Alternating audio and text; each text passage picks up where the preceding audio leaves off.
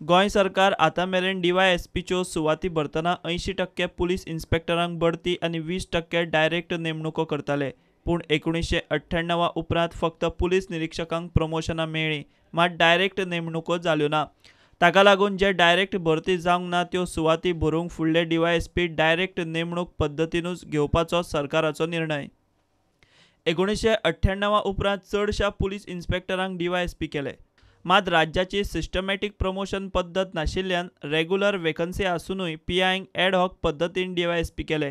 PI पोस्टा वयल्यान DYSP जाल्लो एक निवृत्त अधिकारी प्रुडंटा कडेन उलयलो।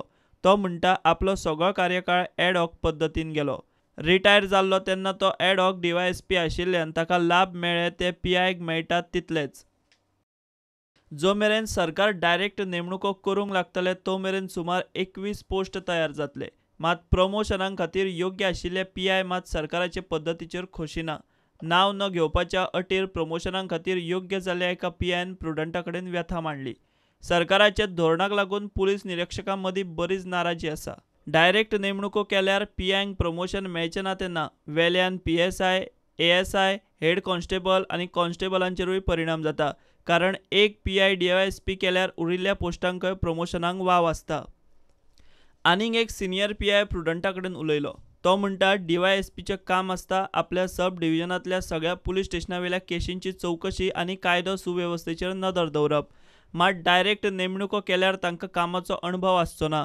वेल्यान अणभव नाशिल्लो DYSP सिनियर पुलीस इन्स्पेक्टरांचें निरीक्षण करतलो। रिटायरमेंटाक लागीं पाविल्लो एक सिनियर PI म्हणटा फुडें प्रमोशन मेळचें ना हें स्पश्ट जाल्ल्यान नेटान हार्डवर्क करपाचें मोटिवेशनच काबार जालां। आपल्याक डायरेक्ट DYSP केल्ल्या अधिकाऱ्यां परस चड पगार मेळटलो हें खरें, मात कमी अणभव आशिल्लो अधिकारी आपल्याक सुपरवायज करतलो ही काळजाक लागपी गजाल। प्रुडंटा खातीर सिनियर रिपोर्टर मुकेश कुमार।